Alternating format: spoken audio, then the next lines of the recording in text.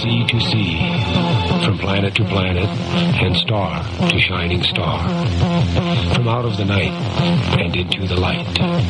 Your frequency is ascending.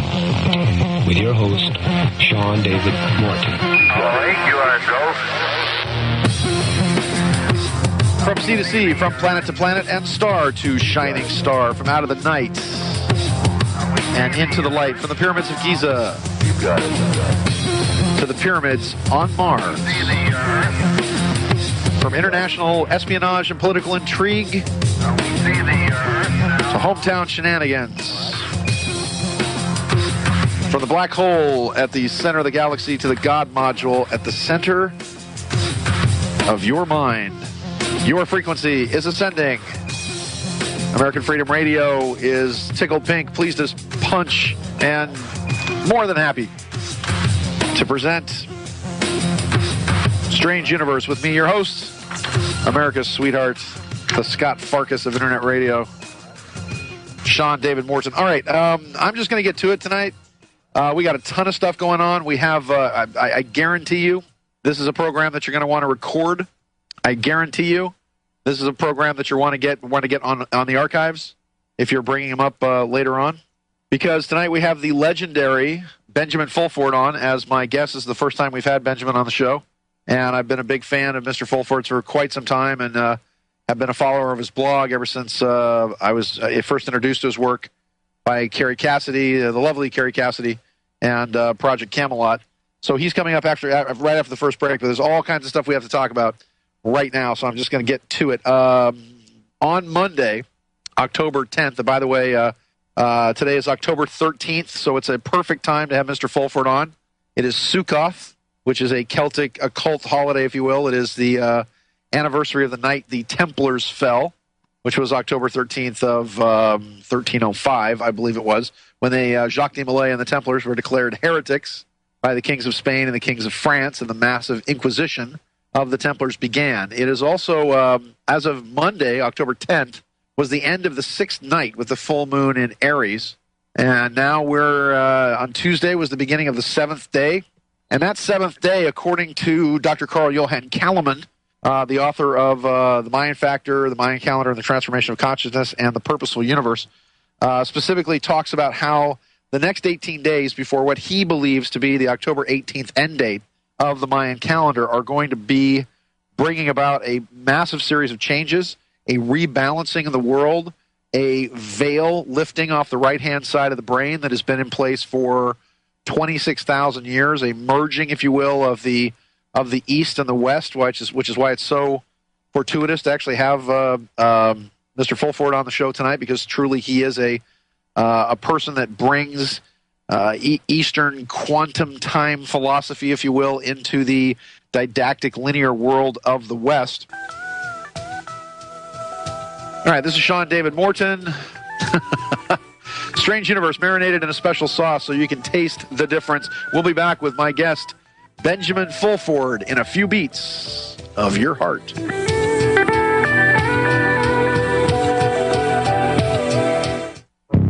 Welcome to the world's meeting place. American. It's practically narcotic. Freedom. Oh, yes. I like very much. Radio. You're an American institution. American Freedom Radio.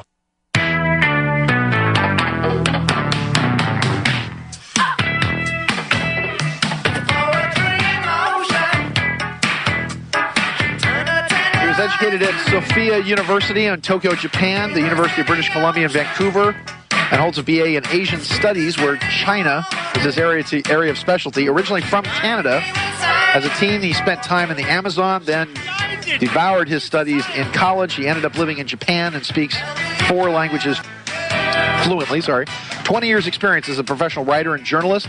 He sold over 500,000 nonfiction books written in Japanese. He's produced a comprehensive catalog in fields ranging from business to Yakuza gangsters to high finance to government corruption, now focused on exposing U.S. manipulation of Japanese politics, media, and education through a combination of bribes, murder, brainwashing, etc. His goal is to counter U.S. propaganda and expose the Japanese people to the truth so that they may free themselves from the colonial yoke and use their $5 trillion in overseas holdings to end world poverty and save the environment. He has worked in Japan as a consultant for Knight Ridder, the International Financing Review, the Nihon Keizai Shimbun English edition, and the South China Morning Post, before moving to Forbes magazine, where he was the Asian bureau chief from 1998 to 2005. His investigative reports pursued scandals in the Japanese government and business world, and after leaving Forbes magazine, he wrote a series of books in Japanese, some of which became bestsellers and began to be published on the internet. In an effort to get more involved in making changes, he naturalized to Japan in 2007. As a Japanese citizen, he's now gained popularity on the internet after he's conducted interviews with the reclusive David Rockefeller in November 2007. Please welcome my guest to into our strange universe, Mr. Benjamin Fulford. It is an honor to have you here, sir. Thank you very much. Well, thanks for calling me on. So let's just open up with this. Give me the big picture. Who currently, right now, there seems to be, and please correct me if I'm wrong here, but there seems to be a war going on behind the scenes. Give me the big picture right now as to which factions and which groups are in control of where. Okay, I think what's happening is that there is a vacuum at the very top of the international financial system. What I mean by that is that there is no agreement on the international financial treaties that govern the financial system right now. The Bretton Woods mandate for United States, France, and England expired in 1994, and there's been no consensus about what to do following that. Basically, though, what you see is Europe and the United States, the G5, are controlled by a cabal of families that are, what you could call the royal families and the old banking families. The names are well known, the Rothschilds and the Warburgs, and then people like Queen Elizabeth and Queen Beatrix. And they have always controlled the issuing of money. And they had a secret group, they call it the Committee of 300 or the Bilderbergers or whatever, that would kind of direct the story that the planet went by. So they set up the Cold War as a way to boost the military industry, and they never controlled what was known as the non-aligned nations. That was a group of 77 countries, including China and India and Indonesia and Yugoslavia, that were angry that the promises made at Bretton Woods were not being kept. And they set up a different system. They pooled together their gold and their treasures, and they wanted to have a Marshall Plan to develop Asia and Africa, lift them out of poverty. And they gave the rights to this gold to President Kennedy. And they asked him to carry it out, and he issued dollars that were controlled by the U.S. government, not by the privately owned Federal Reserve Board.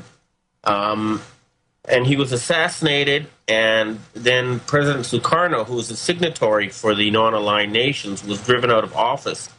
At that point, they illegally took these bonds. This would be Kissinger, David Eisenhower, and that whole cabal in the U.S. You can get the good list of their names by looking at people who are members of the Council on Foreign Relations, the Trilateral Commission, and the Bilderbergs. If they're on all three, then you're talking top people, okay? Okay, yes. But they set up these esoteric things called trading platforms. I was confused because I've been a financial journalist for a very long time, and you never hear about such things. But when I start talking to people at the BIS, who are right at the very tip top, they start talking about these things called trading platforms.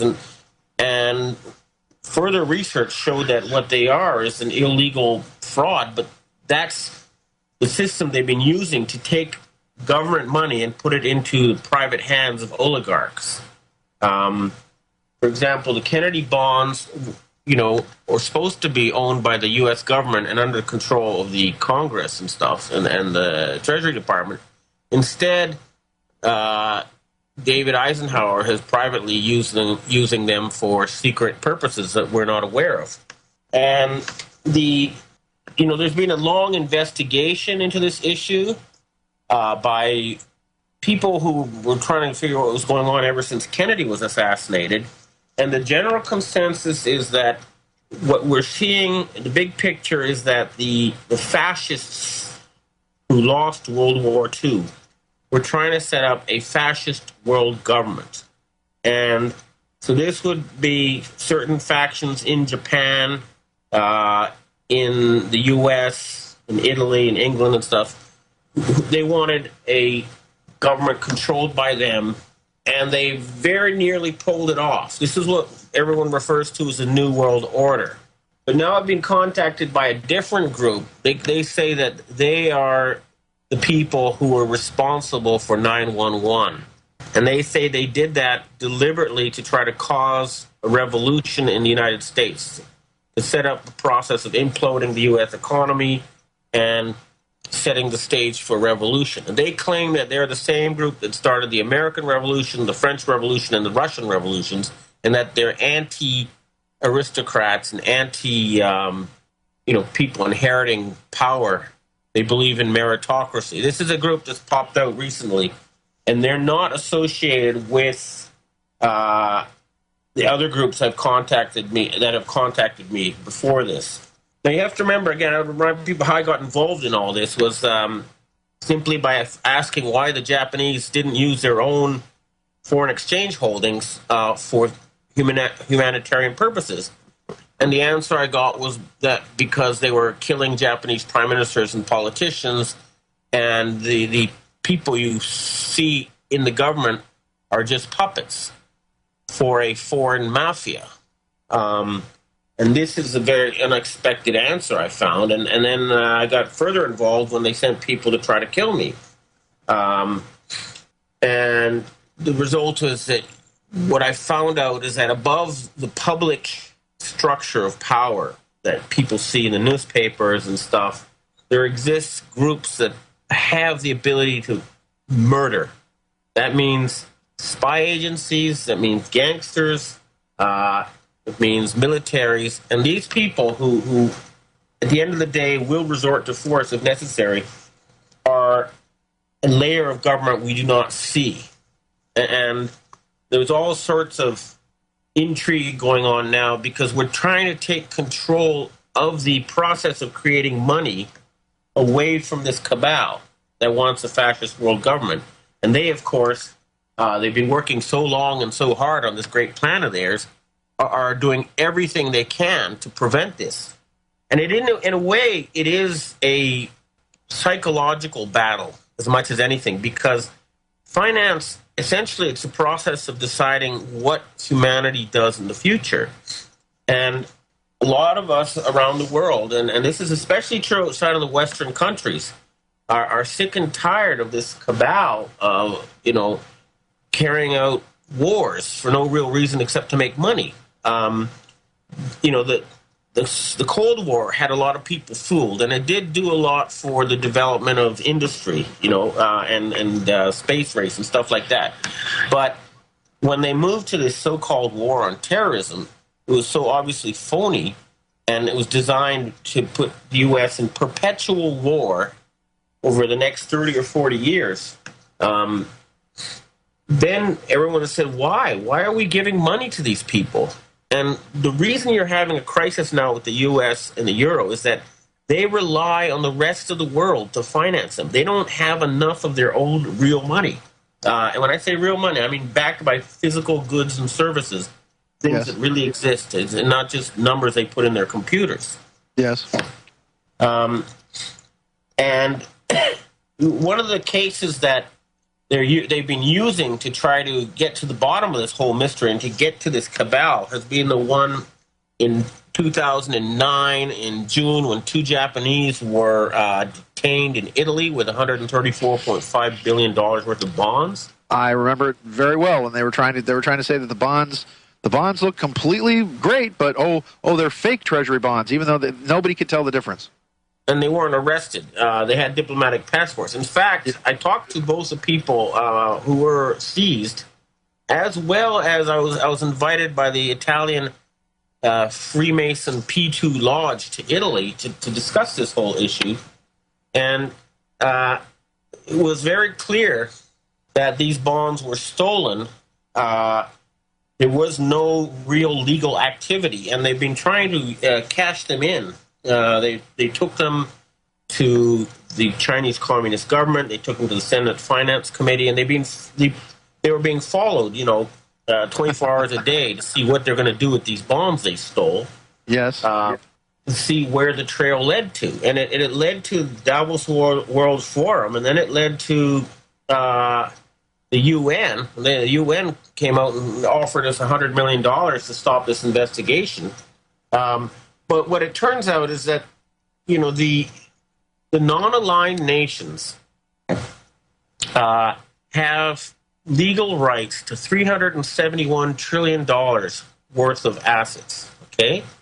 That's a huge amount of money. You remember, world GDP is about $60 trillion a year. So we're talking about something close to 90% of humanity's savings. And when I say this, I mean this stuff is backed by gold and real assets. Yeah. The cabal in the West, they've created on their computers astronomical numbers. Literally, I had to use a dictionary to look up, things like quintillion and gazillion and gazillion and bazillion. 33 more zeros than a trillion or something, And I mean, it's just not real. It's like people, bragging that. So what were they planning on doing with all this money, Benjamin? Are they trying to change the world with it? Or are they trying to bring about a shift? Are they trying to bring peace? What's going on with all this money? Well, what they're saying is they don't want it. The people who are been using it don't have the legal rights to it. And yeah, they're saying they want to use the money for developing the planet, not to finance wars. So, for example, a huge campaign to end poverty, another one to stop environmental destruction, and then they're saying that instead of using these wars to find and all this development on arms and killing, they want it to be used for exploring the universe, building space colonies, this kind of stuff. It's about deciding what we as a species do in the future, and the people who've been running things are all religious fanaticists, who wanted to. They just didn't want to lose control, and they were literally planning to start World War III. The original plan was to start a limited war between Israel and Iran, and they gave 12 neutron bombs on missiles to Iran. Remember, these kill people but leave buildings intact. And my source for this is a cousin to the Shah of Iran and other people who say, we don't want them. They said, we don't want them. We want to give them back to you. And Obama refused to take them back. But anyway, the point was they wanted to start a war between Iran and Israel and use that to set up military wartime regime in the G7 countries, ready for full global war. And then they wanted to have a war against China. And I've seen a map. They're going to divide China into 6 countries. This was their big plan, and it started unraveling when the Chinese stopped paying the bills. And they said, hey, we're not going to spend our dollars on something that's designed to kill us. And that's what started this big financial war that has been going on behind the scenes. And right now, it's reached the point where I've heard that the people in the CIA and the Pentagon and the other agencies are ready to take action against the financial cabal. Okay, and actually that's where we're going to leave it until we come into the next break, because you made some statements in November about the White Dragon Society and about them being versus the 1,000 members of the New World Order. We're going to get back to my legendary guest, Benjamin Fulford. This is Sean David Morton. It's a strange universe, and we just work here. We'll be back in a few beats of your heart.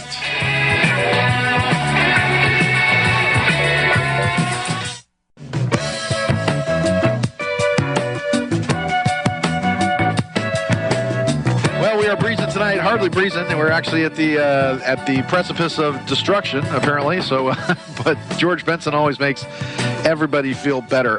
Benjamin Fulford, again, is my legendary guest this evening. I wanted to say thank you so much for him being here with me. Welcome back to it. It's a strange universe, and we just work here, and it's good to have you. And with me, your host, America's sweetheart, the man who, when aliens abduct me, they ask me to probe them. Sean David Morton here, back with Ben Fulford. Ben, I would be remiss. Let me ask you a couple of rapid-fire questions here, because I'm not sure how long I have you for here. So I have a lot of people asking me about the Iraqi dinar, number one. Any opinions on it? A lot of people have it. A lot of people think it may revalue. Other people think it's a total hoax. Can you give me a quick shot or a quick idea as to what you think of it? All right. What I understand is that when the Bush-Clinton mafia invaded Iraq, they bought all the dinars at pennies to the dollar, and then they've been selling them to make money. It's basically, and people do not want the Bushes to profit from this crime. However, at the end of the day, the Bush money will be frozen, and the Clinton money and all that stuff, the Obama money, all this stuff that was stolen by these gangsters who took over your government, your constitutional government. But I think that it might. This is something where no decision has been made yet. But yes, if people, if the fat cats, the people who actually stole the dinars from the Iraqi people, have their funds frozen, then the small investors who have them now, some way may be found to help them out. But this is something where no decision has been made at this point. Okay, so now, then that leads me into my next question. My next question being is that having kept up on your posts and your blog, and again, having been a fan and following your work, you made a very prescient prediction back in, I believe it was December of last year. And you predicted, for all intents and purposes, a little bit early, but close enough for horseshoes and hand grenades, that there would be some kind of reprisals in the form of induced earthquakes against the country of Japan. The reason you gave for this, and please correct me if I am incorrect, was that there's basically about 1,000 members of this cabal. I guess if you talk about the Bilderberger, CFR, Trilateral, or what some people have called the Incunabula, this inner core of people, there's about 1,000 of them. And you have said that there is a group called the White Dragon Society that apparently relates back to the old Taoists, apparently, and that this White Dragon Society has said that there will be a night of the long knives coming, if you will, that within 48 hours they could basically wipe out all of these major world leaders, and that this threat was about ready to be carried out, and you were saying that then a reprisal would take place against Japan, which many people interpreted as being the massive Japanese earthquake of March 11th. Yeah, okay, first of all, the original discussion I had with these people was, if you could take these people out, that might solve the problem. And yes, they figured they could take out about 200 people simultaneously. That's what they had. Yeah, but they realized that we're dealing with people who are looking for an excuse to start World War III, and they realized that would not have the consequences that they intended or they desired. They would be replaced with other Kabbalists, and they would get this war they were wishing for. So a decision was made not to go ahead with something like that. Instead, they chose a longer route, which was a legal one, which is basically to try to get at them through the legal system and also cut off their funds and blacklist them. And that's what's been going on. And I think now they only control about 30 countries when they used to control, the whole world or most of it.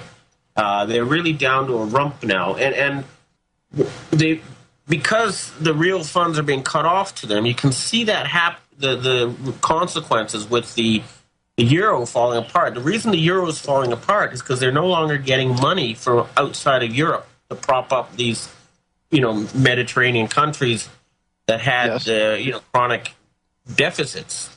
Yes. In other words, they were using their card more than they could afford to pay.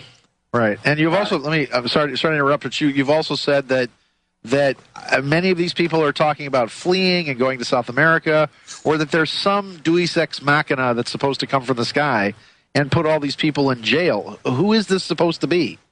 Well, I've been talking to people within the agencies in the U.S., CIA, NSA, and Pentagon, and they're saying that, okay, they will move and arrest these people, but they haven't been doing it yet. They keep saying that they're waiting for a certain lawsuit to act as a trigger mechanism, and that lawsuit involves the $371 trillion they stole from the non-allied nations, right? Okay. So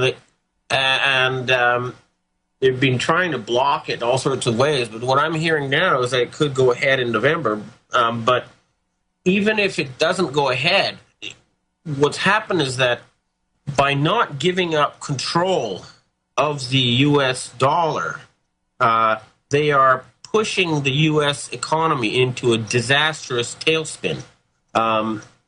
Because when the U.S. dollar was accepted as an international currency at the end of World War II, and it didn't become truly international until 1968, the United States was 50% of the world's economy. Now it's down to 17 or 16% of the world's economy. And yes, most of the dollars out there are not owned by Americans. They're owned by Chinese or Nigerians or Saudis. Yes. And when the Americans wanted to, the cabal and the Federal Reserve Board cabal wanted to devalue the dollars and put out the AMRO, all the other countries said, no, we earned these dollars, and we're not just going to let you welch on it, and we don't want them to become worthless. And so after 2008, they stopped accepting new dollars from the United States group. Okay. And this is something that it was not reported in your media, although you can prove it. That's what the Lehman shock was about. They're saying, hey, we don't accept it anymore. But there's a split. There's places where they will accept these dollars, and there's places where they will not. I had a friend who came here with a bunch of $100 bills, and he went to the banks, and then they wouldn't change it. He just come from the U.S., but they say, no, we can't accept these bills. They don't have the right serial numbers. That seems odd. And I did read that in one of your posts as well. Are you on board? Because, again, an outrageous statement was made, which I sort of agree with, that it seems like the two, let's call it white hat or black hat. I'm not sure who the good guys are anymore, the Cowboys or the Indians. It seems like the Indians are the good guys, the Cowboys are the bad guys. But that it seems like the two forces for good right now seem to be the Russians under Vladimir Putin, because Putin is about ready to run for president again, and currently the Joint Chiefs of Staff, which are now being run by Admiral Fox Fallon. And Admiral Fallon was the one that basically took over what was called Tyrant, which is the Iranian Near Theater, and he was the one that stopped personally 6 different false flag events that I counted anyway, of Dick Cheney and George Bush trying to get a war with the Iranians, trying to do anything they could to trick up that war. And at the same time, it seems that the military, specifically something called Alice in the Sky, also stepped in between actually late September of 2008 to also stop a series of massive false flag operations inside the United States. Would you agree that now the Pentagon and Fox Fallon and now the Russians are sort of the white knights operating for our benefit behind the scenes? Yeah, and believe it or not, even like the most of the CIA is now with this. You have to understand that there's always been 2 CIAs. I mean, the CIA was created when they merged the Gestapo and the OSS after World War II, and yes. The Nazi faction is the one that does all the drug dealing, and it's headed by George Bush.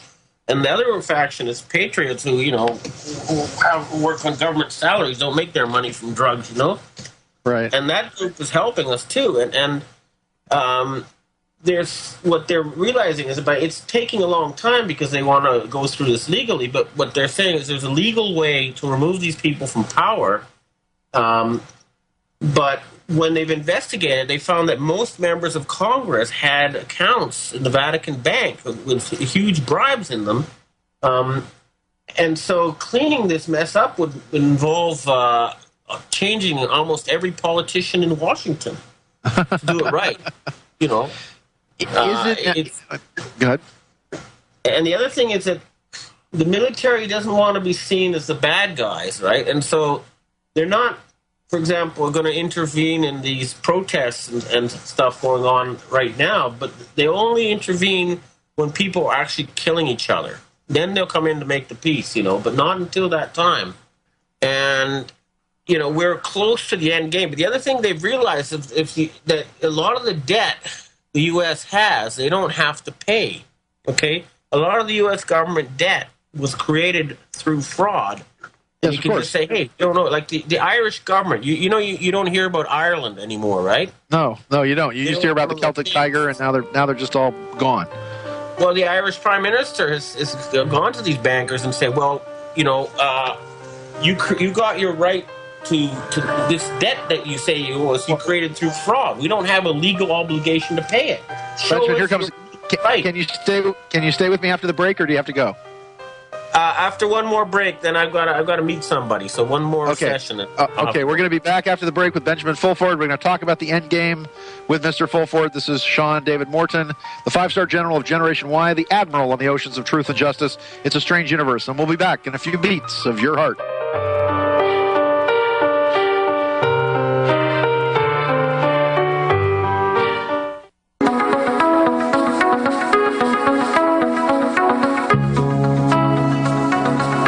See from planet to planet and star to shining star, from out of the night and into the light, from the pyramids of Giza to the pyramids on Mars, from the G to the O to the D, the generator, operator, destroyer of the light-encoded reality matrix.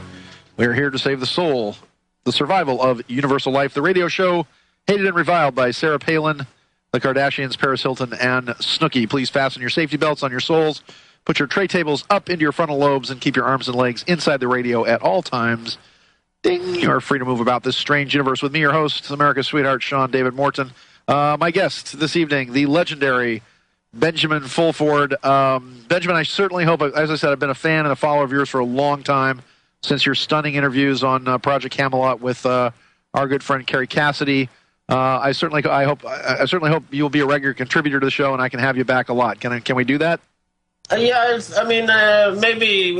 when there's stuff to report, maybe around once a month should be okay. Right. Whenever you have something, whenever you have something going on, we'll get a hold of you and feel free to call. So here's my question, because we've only got you for about 10 minutes here. If you were writing, if you were writing the movie about the end game of the final conflict here between, on the one hand, it seems we have an evolutionary spiral where mankind is very much yearning to be free. You seem to believe that there is a large group of people with a large bunch of money, or should I say a small group, the White Dragons or whomever, that seem to be working behind the scenes for the good of the world rather than to enslave us. What's the end game here? How does your version of the apocalypse, where that which is hidden becomes revealed, play out, where the good guys win in the end? All right, well, first of all, we know their version. They want to start a war, kill 4 or 5 billion of what they call useless eaters, enslave the rest, and set themselves up in a Shangri-La for the elite, and everybody else is their slave in a dictatorial world government. Now, what the end game we see is that, finance ultimately is the process of deciding what we as a species do in the future, and it's being controlled by some not very nice people, basically gangsters. So if humans say from now on we're going to decide what we're going to do in the future, then a few obvious things come to mind that people would want to do. And one is they want to stop the destruction of the environment. And I don't mean, this global warming fraud. I'm talking about destroying ecosystems and wiping out species. They would want to end poverty. And then the other thing is that according to the American Association of Scientists, there's more than 6,000 patents that have been suppressed. We want to take this technology, anything that's safe, and bring it out to the people. And I believe that once we get control of the future away from this group, first of all, our group supports meritocracy. That's something where anybody can climb to the top of the pyramid if they really work at it and they're good enough. It's not going to be something that you're born into and everybody else is your sheep, which is a system that exists now. I also believe, I personally believe we should have some kind of end of the world type event, but I don't mean World War III. I mean like a big party type of thing. And then maybe you could reset the calendar to the year 0 or something, something really big to let people know that things are different now. I mean, it's like a wedding ceremony or a coming of age ceremony. Everybody knows after it's different. And we'd like to have some kind of huge global party to inaugurate the new and freedom for the people. But I've been reading science magazines for decades, and they I keep reading things about technology that allow people to live longer, like 200 years, 300 years, and more. And then they keep saying, well, but it's not going to be financed. And so why not? Why can't we live longer if we have the technology? And I think that there's going to be a lot of research and things like that. And all this. So I believe that we have a really fabulous future waiting for us. But it's not going to happen right away because these guys are not going to go quietly into the night. They're trying to drag the whole U.S. down with them. And they've been trying to create disasters. For a while they were trying to set off the Canary Islands on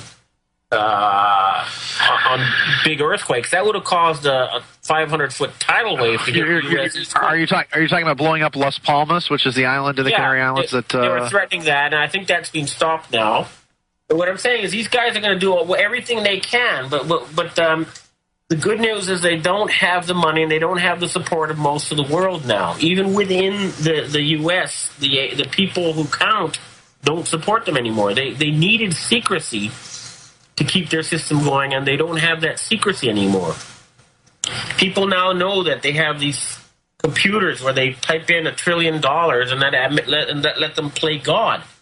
That's not their money. That belongs to the people. And their people are going to take it back.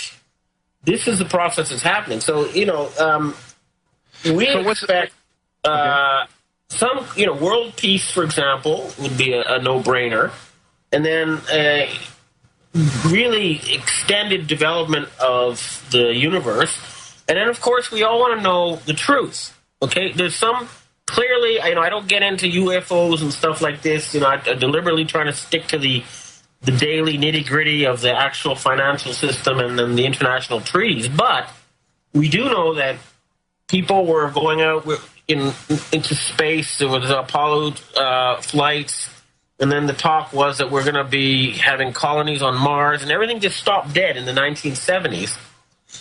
And then you have all these underground bases and all these crazy stories coming out of them. I think we want to have those bases open. We want to have the news cameras go in there and find out exactly what is really going on and what is just a huge cloud of disinformation.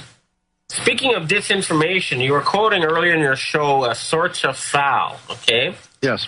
My research has shown that this is actually written by a person by the name of David Booth, naval military intelligence. Yes. And so it is a valuable site because it's naval military intelligence putting it out. But it ranges anywhere from 10 to 90% true. So you have to be careful when you read it and try to figure out what is probably real and what's not in their reports. You're absolutely right, Benjamin. And I did try to preface it. I didn't have a lot of time before I brought you on, but I tried to preface it with that Sorcha Fall is one of those sources that people need to take with a giant lick of salt.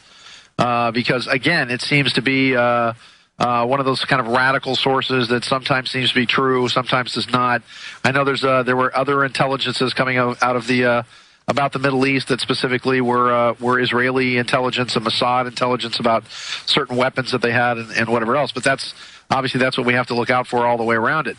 It does seem, though, that there's going to be a considerable amount of pain, woe, and sorrow, if you will, as the social and political economic structure begins to collapse. I mean, we're looking at the collapse of Greece. If Greece goes, France goes, because France is financing most of what's happening in Greece. It took 20 years for a central European bank concept with the euro to basically bankrupt the European nations. It took 20 years for the Federal Reserve System to bankrupt the United States of America, which means they're just, I can't believe the Europeans, quite frankly, were so stupid to fall for it.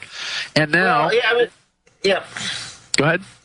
it's like having a joint account with a cousin who doesn't really work very hard and spends more than he puts in, and at a certain point saying, why do I have a joint account with this guy?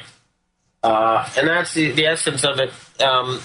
But what's really happening is what you're seeing is the system that was controlled by the old cabal is falling apart because they're being systematically cut off. That's what you don't see. For example, we have our guy in the BIS working with us, and they've tried twice to kill him, because he's actually one of the persons actually in control of the computer screen that's blocking their money from getting into the system, Yes. And it's really down to that level now. It's very few people are in on the secret of what codes you type in to create money and put money into the banking system in the first place.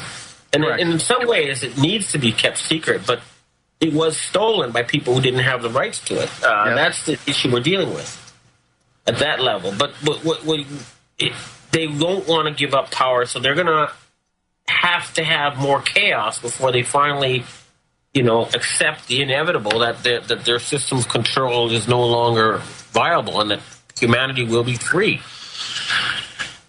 Do you think humanity, and from you personally, you have a lot of concepts and grand ideas and all this. You personally, do you think that humanity is prepared to be free? Do you think they actually have the knowledge and the wisdom and the responsibility? Because apparently that's what they're taking advantage of, that these masters of the universe are in essence, they understand that very few people want to be creditors and want to be responsible, that so many people just want to be slaves and want to be told what to do. Are we ready to be free, Benjamin?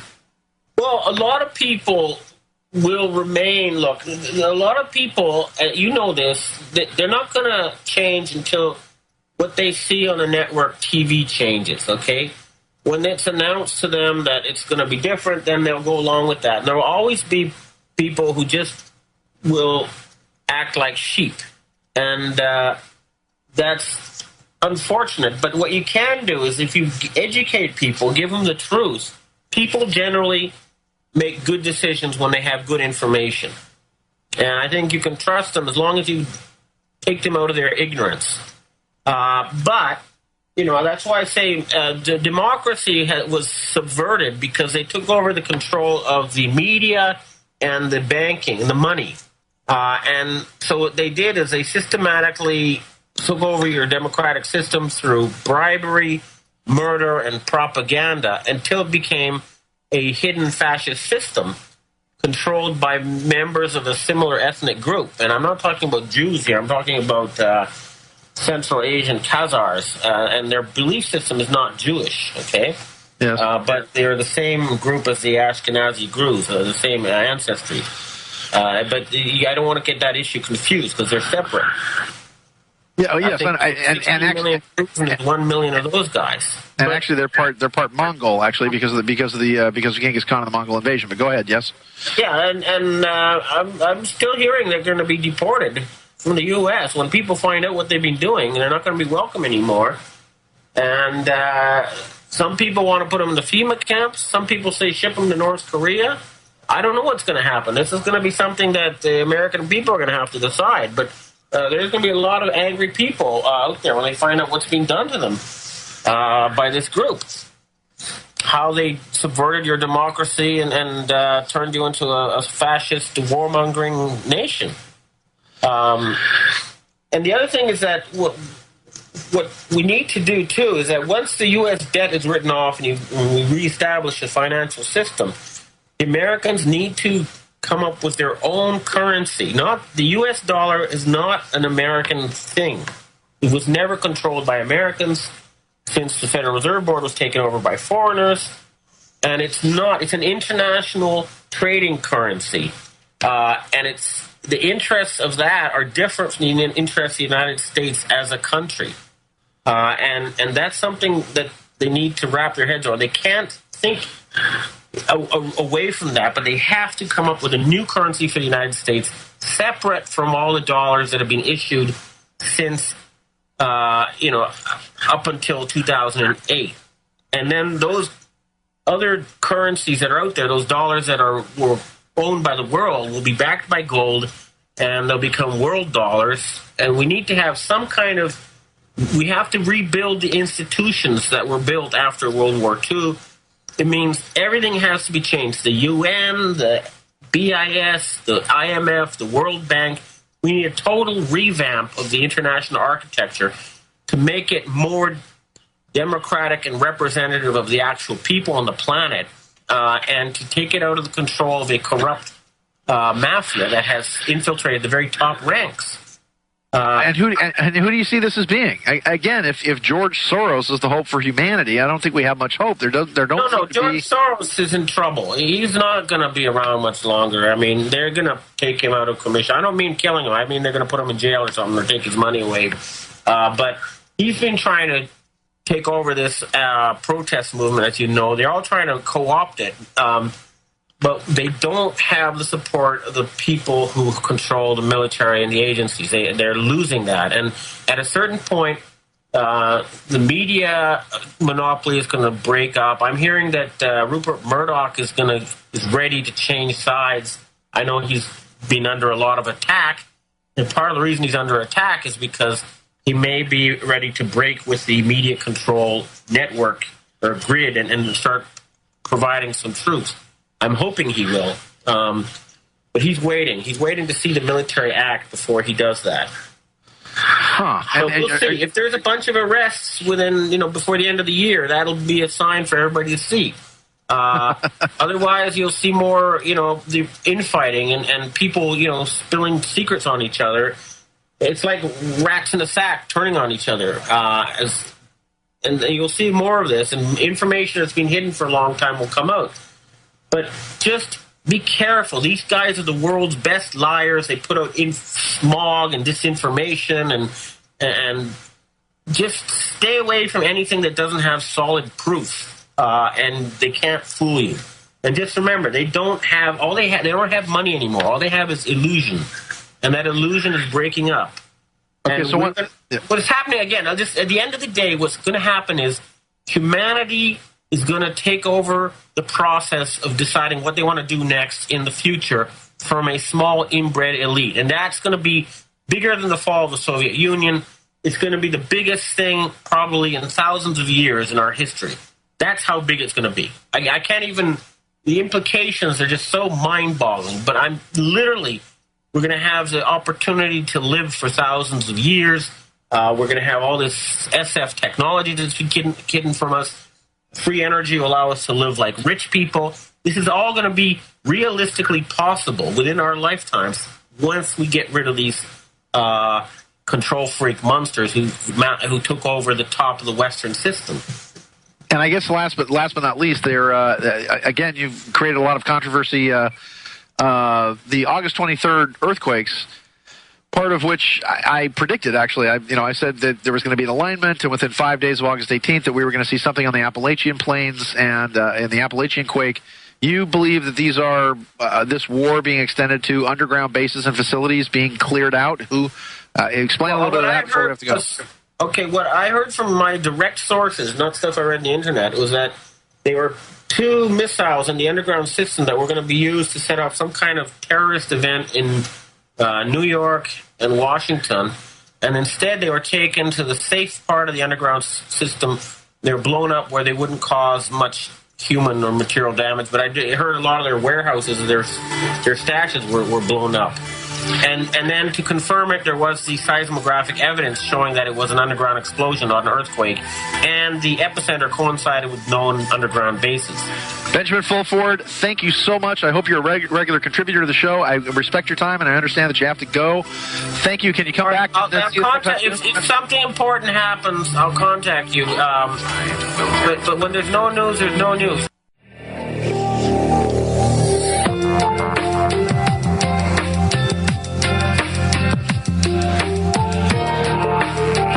Under the headline of Satanic Cabal Threatens to Make San Francisco and Damascus Uninhabitable. One of the reasons I was talking to Benjamin Fulford today is that on September 6th, he had an interesting post that talked about a criminal cabal that has seized power in the G5 countries, has reacted with new threats of mass terror to the concerted efforts by the nations and people of the world to remove them from power. The latest threat made by phone to a White Dragon Society member by some people who hid their identity was that San Francisco and Damascus would be made uninhabitable. In reaction to this, a source contacted the White Dragon Society and promised that the entire extended families of any ruling bloodline found to be participating in genocide would be hunted down and exterminated down to the last individual. The source was not affiliated with the White Dragon Society, but they made it clear that this threat was to be taken, quote, very seriously. Okay, well, I've got some other things to read here. Some various posts by Benjamin Fulford. We got him sort of at the last minute. Let's talk about it. What do you guys think? What are your ideas politically, economically, socially? What are my Strange University regulars? 402 AFR 2525, 402 AFR 2525, 402 237 2525. Give your Uncle Sean a call. So we heard from the man himself. He had to go. He had a meeting. He was actually a very kind. He's actually calling us from the future. It's 12:24 p.m. his time, actually, where he is in Japan. And very interesting. Again, it's the first time I've actually had a chance to talk to him. As I said, I was a fan, certainly interested in him from the very first courageous interviews that were done with Kerry Cassidy and Bill Ryan on Project Camelot. Very, very interesting stuff. And there he is. What do you think? What's your opinion? 402-237-2525. Again, on the one hand, I would love to believe all this. I would love to eat it up like a big bowl of ice cream being fed to the USC football team when they win the turnover margin in a game, because Coach Lane Kiffin gives them ice cream if they get more turnovers than the other team. I think we're going to be waiting a long time. All right, you know him, you love him, you fear him. It's my buddy, the Greek, calling in. What's up, Greek? Hey, greetings, Sean. How are you, man? What's your... Hey, doing good, man. It's the first time I'm calling your show. Thank you very much. Great, excellent topic. I want to cut to the chase and basically say what I've been saying for many years now. Please. About the current economic, political, geopolitical, geoeconomic, let's put it that way, and actually the sentiment in people's minds, this unrest. I've been speaking about what's going on many years before it came, and I'm not psychic, by the way. By the way, as many of us have been, we're in that shadow minority, if you will, that have been screaming with our hair on fire from the rooftops for quite some time that everything that's about to happen was going to come down. So again, you didn't have to be psychic, you didn't have to be a prophet. All you had to do is know that if you do ABC, XYZ logically follows. Well, I could give you specifics. Like I said earlier, I want to cut to the chase.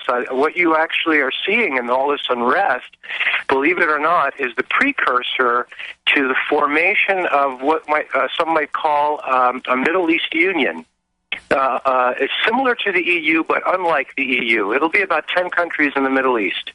And you're going to have the Western world playing second fiddle to this new union. And like I say, when I say the EU, a lot of people are not don't acknowledge that the actual economy, well, all things aside as they are today, the EU is slightly larger than the American economy. It was actually one of the largest economies in the world. So you're going to see it's about 16 trillion actually. The US economy is about 15 trillion and all of Europe put together is about $16 trillion. Right. So yeah, even the euro at the exchange rate. So what you're seeing now is the precursor of a Middle East union forming. It's not going to be a tight union like you see in Europe.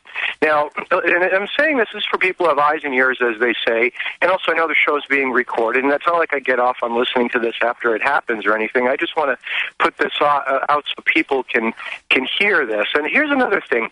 Whenever you take in any information, it can't be counterintuitive. In other words, everyone has enough intuition to rationalize information. Well, let's say everyone put aside, but most people. Here, let me give you another example. Iraq is going to be split into two countries, okay? You're going to have the northern part, which is going to be the newest Syria, and the southern part, which could be the Babylon, remain called Iraq. And let's is the logic behind it, and this is actually information that's in all in what you call the scriptures, right? But this is the rational aspect of it. Every time the U.S. goes into a country, it went into Colombia and split it, created Panama. Germany, east-west. Korea, north-south, Vietnam, north-south. It's going to split Iraq. Even though it went in twice, it didn't do it the first time, it's going to do it this time. And all this stuff I'm talking about won't be rolling around, at least for the next decade. You're going to have Jordan divided into 3 different countries. There's so many things, and this is, when you tell people you're getting this out of like biblical prophecy, they're like, wow, I'm not religious or anything like that. But here's the point: Sean, if you and I wrote a book that's about 700 or 800 pages long, we sent it to the printer, and the printer calls us up and he says you have about 10 mistakes. What do you want to do? Well, we want to correct it. Well, I've cataloged over 6,800 mistakes in all of the English translations of the Bible. Now, and your first one starts in Genesis 1, verse 1. And in the beginning, God created the heavens and the earth. It's 10 words. In the original Hebrew, there's 7. So you're going to say they added 3. No, they actually added 4 because they took away 1. Cut to the chase. Don't give me a Bible lesson here. And by the way, the United States did not divide North and South Vietnam. We went in. I mean, technically, that could have been the French that you're talking about. I am not. And yes, you're right. Probably the balkanization. The political well, hold on. I talk, then you talk. That's how we do radio. That the balkanization of Iraq will probably occur if they create another like Kurdish nation state. And again, and we don't have that much time because we've got a whole list of callers here. But my challenge to that would be part of what it seems to be the mission of the United States military now is not to win wars or conflicts, but to create chaos, to stop the kind of coalitions that you are talking about from actually coming together, to create the sort of chaos, certainly with the fall of Mubarak, now with the engineered fall of Gaddafi, because come on, that's 50,000 U.S. and Israeli Mossad and other guy mercenaries that were in place about a year before. The guy who's leading the revolt lived about 5 minutes away from CIA headquarters. Gaddafi wanted to buy British petroleum last year. He just completed the Great Man-Made Lakes project, which means that Libya now has more fresh water than any other country. And for the last 3 years, I've been saying that Libya was going to be the fallback position for the United States when we began to withdraw from Iraq and Afghanistan, and Gaddafi just basically got in their way. So again, it seems like the antithesis of what you're talking about, where the United States, all we need to do is go in and basically just take a dump, again, be the Scott Farkas, if you will, beating the crap out of everybody in the alley, mugging kids for their lunch money. And again, is the United States going to go broke? Probably not, because we're going to go beat somebody up and take their stuff and loot their country like all good Babylonian interest-based banking countries do. So give me a quick response to that, because then we got to move on to other calls. Go ahead. Okay, the definition of broke can be very broad. Like broke could be like your car runs out of gas and you're off the side of the road, or broke is that it's a credit-based economy and there's no money anyway, right? Right. Yeah. So of course. The thing is, once the people's perception of what they're getting is not viable, then they're going to stop. All the machines will stop grinding. So that, in other words, it's like you're running your your car on virtual gasoline, and once your concept of this virtual gasoline disappears, then the car stops running. That's basically the world economy, right? Well, anyway, listen. Thanks for the time, and maybe I'll talk to you again. Thanks very much. Thank you, buddy. Call in anytime. Thank you very much. All right, we've also got Michael on the line calling in. Once again, please join in on the conversation, 402 AFR 2525. We just had the fascinating Benjamin Fulford on. Very controversial character, says a lot of very interesting things, a lot of hopeful things, a lot of, kind of dark things, but interesting and fascinating nonetheless. We hope to have him as one of our Strange University regulars. We're talking to Michael. What's up, Michael? Hey, how are you? Great show. Great guest and everything. I'm good. What's your opinion? I just want to make a quick note. The reason why Bible prophecies are probably coming true is because people that manipulated the Word of God are following through with that plan. Oh, wait. Okay, I got to call shenanigans on that a little bit. Wait, you're saying that prophecy is coming true because people are, manipulating events to make the prophecy come true? So the prophecy is self-fulfilling because... No, the people that... you got to explain part of that statement to me, Michael, because that's... The people that manipulated it.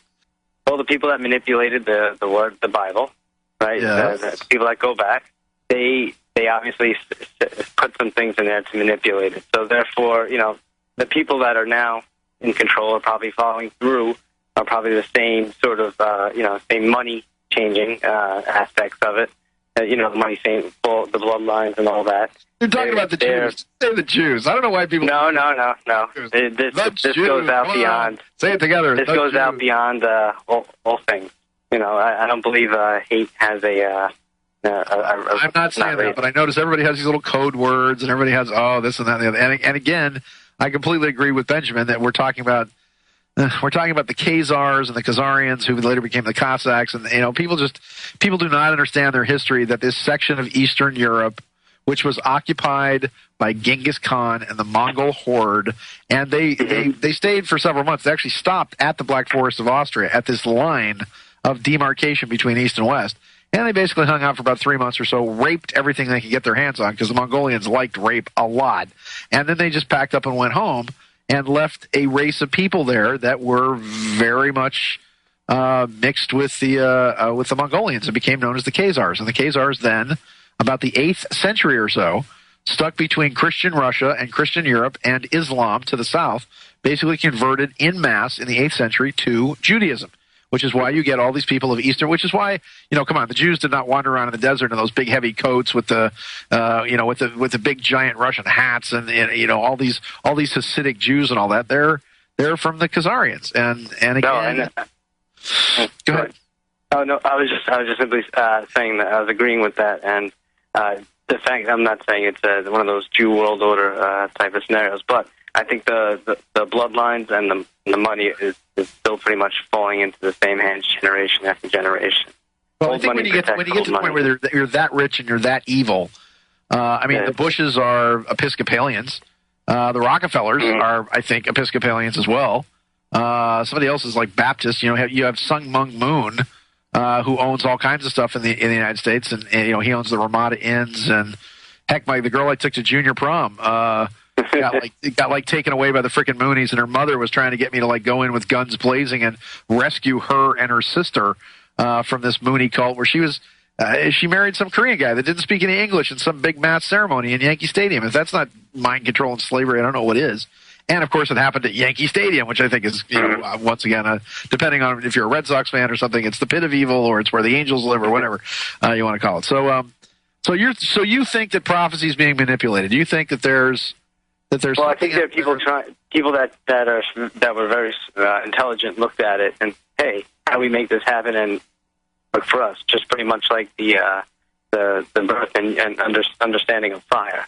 How do we use it against us? Against to our will, so we can use it against them. So I think since that time, the people that basically are in control have been in control, and we've never been in technically. Maybe if we had some power, it probably lasted for no more than 2 hours at a time, But I think it is coming to a head, because you do see an escalation and people just going absolutely crazy. People that are so-called waking up at a massive level. People that are doing more intelligent research now. People that are reaching out more now and expanding more now, because I think the Earth is as well. I think it's all related because we are on this planet. Well, amen. As I say, God is good all the time. Michael, thank you so much for coming in. Thanks for being part of our strange universe. All right, calling from the where is the 816? Calling from the 816. This is Sean. Hi, Kansas City, Missouri area. Hi, who's this? What's your name? Nancy. Hi, Nancy. What's on your mind, Miss Nancy?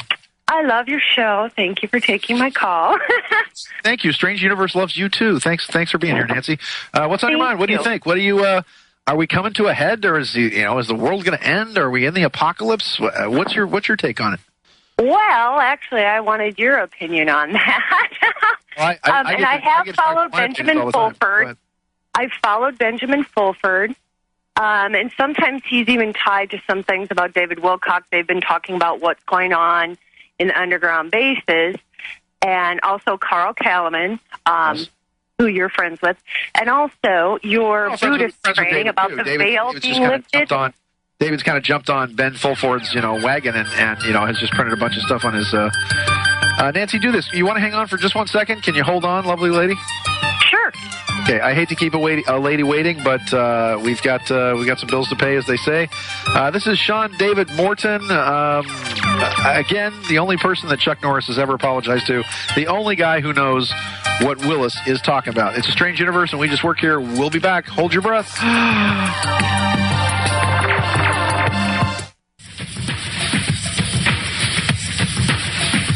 Putting the scary back into food storage. Have you tasted powdered butter? Unafraid to click the Berkey banner. Marinated for weeks in a special secret sauce so you can taste the difference. It's like watching lesbian porn. You never quite know when it's over. Bringing you the pinnacle of 16.4 billion years of evolution. With great power comes the ability to pretty much do anything you want. I am America's sweetheart, the 5-star general of Generation Y, the admiral on the oceans of truth and justice. If you have a complaint about the show, please call 1-800-NETFLIX. And our human resources director, Mr. Haywood Jablomi. All right, we're the Glass Plus for the windows of your soul. Sean David Morton on Strange Universe. I'm hoping she's still there. We've still got the lovely Miss Naughty Nancy online. Are you there, Nancy? I am here. I've been very good, though. Oh, okay. I didn't mean to cast aspersions on your character. I'm very sorry. So again, you're a Benjamin Fulford fan, and of course a Strange Universe fan, of course, and all those other radio shows that don't matter. This is the only one that does. So, so what do you think? Where do you think it's going? You're out. Where do you live, Nancy? You're out in the middle of the country, right? In the Kansas City, Missouri area. See, you're right there, Kansas City, Missouri. It's great. It's hey, go Rams! You stole our football team, darn you! So we didn't want them anyway. They were kind of crappy. So what do you think? You're in the Midwest. You're in the heartland. I've lived in the Midwest my entire life, and what I see, and this is kind of what I wanted your opinion on with your enormous background of study. 16.4 million years, Carl Kalaman coming into this new wave. You had your friend, the shaman on the other day about his vision of the light on the 28th. And then we've got people who are more on the pragmatic, dealing with the very 3D systems that we have in place in this reality, which would seem to be more of a view with that veil down over the right side, like Benjamin Fulford and I guess that partly leads into that idea of if you're trying to solve a problem with the same minds that have created that problem, you don't get very far. So my question to you is, if we're coming up on a time of a leap in consciousness, and we're trying to look at all of these enormous problems in our world, but we are still looking at them from, let's say, a very 3D consciousness model.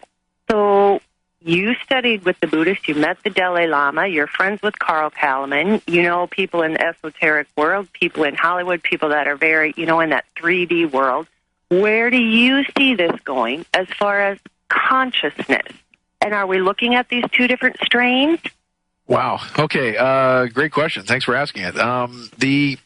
Let's put it, and you're absolutely right. Let's try to put it all together. From Dr. Carl Kalaman's viewpoint, he talks about that each one of these underworlds, as he calls them, are basically, each one is an evolutionary pulse wave, if you will. And he is right, the calendar does come, and nobody is arguing about this, that the calendar on October 28th comes to 13, 13, 13, 13, 13, Ahu, Baktan, all of these, it's like 13.13.13 on October 28th. On Monday, we had the full moon in Aries, and with the full moon in Aries, we also ended the 6th night. So Dr. Kalaman is talking about that on the 7th day, where we're at now, that there is supposed to be a readjustment. But the challenge is when you readjust anything is if you watch a set of scales, as any good Libra does. Are you a Libra? What's your sun sign, Nancy? Pisces. I'm a leap year Pisces. And a leap year Pisces. the perfect woman. Oh, you're born on February 29th? Yes. Wow. So you're not only the perfect woman because you're a Pisces, but you're also only 10 years old. So, because you 11. celebrate your birthday, Actually, 11 years old, 11 years old, which means I cannot see you because you're underage. When you get to be 18, give me a call. That's right. Even this language is inappropriate to be talking to an 11-year-old. We're joking now. She's not really 11. She's got a birthday every 4 years. So that's the story. So you've got these 9 mega wave pulses, if you will, and I think what Carl's talking about is that. And again, we were on a ship to Mexico with Carl when he was talking about the beginning of the 9th wave, and lo and behold, we had all these Japanese folks whose lives we saved, by the way, by coming on our tour, and we made the news because we were the only 2 boats at sea when these tsunamis sort of rolled under us, if you will. Of course, that's the safest place to be, but he called it right then as to when these things, and he's been immensely accurate, especially his predictions of the 5th night and his predictions of the collapse of the economic system. So I wouldn't bet against him, as they say, and yet there are so many interesting astrological and astronomical alignments that are going on. There's the May 20th eclipse up in Mount Shasta. We're going to have a big conference there. We've got the 11-11-11 coming up, which is the full moon on November 10th into the 11th, and we're going to have a whole trip to the Yucatan and actually be celebrating that with Mayan elders down there in the Yucatan. So anybody wants to come, please, MayanStargate.com. And then you've got the May 20th eclipse. First time in 26,000 years, you have the sun, the moon, and the Pleiades all lining up in a straight line. 16 days after that, you have the next Venus transit, which then seals the energy of, lifting the veil on the right-hand side of the brain. That doesn't happen again for another 171 years. But also, and people may have missed this in all these diatribes, also, November 13th, 14th, 15th of next month, less than a month away, you have a whole series of mathematical equations of Fibonacci curves and waves about the economy based on the time wave zero software, what's called the Shellyak graph, the Kelly graph, the Wooing T graph, which is a Chinese graph on all this, all showing that there's this massive novelty spike of a collapse of some kind. And by the way, those all correlate completely independently to Cliff High and his half-past human webbot program, which are now correlating with a guy out of Illinois who used the same kind of webbot program to then predict the collapse of the various governments in the Middle East. All of these things come to this massive spike wave somewhere around, let's call it the 15th of November of next month. Terrence McKenna, who was a good friend of mine for many years, and we used to go visit him at his house over in Half Moon Bay. He lived over the hill from us before he moved to Hawaii. My mother used to say, do not eat the desserts at Terrence's house, because his hair was on fire and his eyes lightning was coming out of his eyes and all other fingers of his body, and because he was lit up on shrooms most of the time. But he talked about this time wave zero software where he took the I Ching and ran it through a computer, and it all came out in these Fibonacci wave sequences. And long story short, I did an interview with him way back in the day, back in 1991, where he talked about December 3rd. This is coming up in 2 months now. December 3rd of 2011 was going to be the final tipping point for civilization that would then shove us into that next, literally grab us by the scruff of the neck, kick us in the pants, and sort of throw us out of the bar into the street, so to speak, where we can't continue to just imbibe on all this illusion, and everything. And eventually we're going to have to, we're going to pick ourselves up out of the dirt and the muck, and, the alcohol is going to wear off. And now you're looking at a planetary hangover. And as I'm sure you know, dealing with anybody that's hungover is not usually the most pleasant thing to do. Most of us spiritually have been holding the hair collectively of the people who've been vomiting into the universal toilet bowl all this time, with all their crap and those people include the Clintons and the Soroses and the Rockefellers and the DuPonts, the Dows, the Warburgs, the Bushes, all of these guys. But what Terrence said is that December 3rd is particularly unique because the final Fibonacci wave helix of this I Ching wave begins to unravel at that point, culminating exactly 13 lunar months later. In other words, 1 lunar year, 13 months of 28 days or 28 and a half days or whatever, that then culminates on December 21st of 2012. And one of the things that Terrence said was that on that date, he said that the novelty spikes and waves that make up all the events in history, going all the way back to the Black Plague and the Muslim Golden Age and First World War, Second World War, French and American revolutions, all these things all the way back to the fall of the Roman Empire, that they all combined do not match the launching into infinity of what happens after December 21st of 2012. And I said, well, Terrence, what could it be? And he said, the only thing I can think of is that man learns how to travel through time. And the way we do that is that if the veil gets lifted on the right-hand side of the brain, then that means that we have access to our past lives. We begin to understand that we are, in fact, immortal and eternal. We begin to understand that at some point, and we come together, that the Mayan core synthesis that is one of the great contributions of Dr. Kalaman, of all is one, life has purpose, God is love, finally comes to fruition. That eventually what you're going to see, Nancy, is that and what's happening now is that we're going to have to come up with some system where one person is not the slave of another. Because they didn't do away with slavery. Oh, no. I mean, they basically said, ooh, that's neat. Show us how to do that to everybody. And I go and I talk to, there's a very famous comedian that I just got a chance to hang out with on Tuesday night. I go and I do comedy. I do a comedy set over here in Hermosa Beach. And Salim Mohammed is the guy's name. He was on Last Comic Stand. He's a very famous guy. And one of the few comedians that I know that's an actual real guy that talks about philosophy and theories and whatever else. And we were talking about what we can do to change the world and how we can actually effectuate this. But I talk to black churches all the time about the freedom stuff and whatever else. And look, I'd say to them, look, I don't mean to offend you in any way, shape, or form, and you know and I know that they never really ended slavery. That basically they just said, how do we do it to everybody? And that's what the 14th Amendment is all about. That's what the whole straw man and everything is. So what happens when you generate a system, Miss, I can't call you naughty Nancy because you're very nice. Miss Nice Nancy.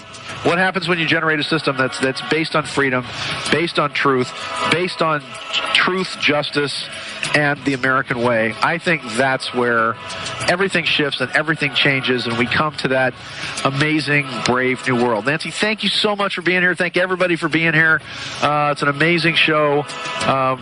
Our revels now are ended. These are actors, as I foretold you, are all spirits and are melted into air, into thin air. And like the baseless fabric of this vision, the cloud-capped towers, the gorgeous palaces, the solemn temples, the great globe itself, yea, all which inherit it shall dissolve. And like this insubstantial pageant faded, leave not a rack behind. We are such stuff as dreams are made of, and our little lives are rounded with a sleep. Good night. See you tomorrow night. Thanks for being my friend. It's a strange universe, and we just work here.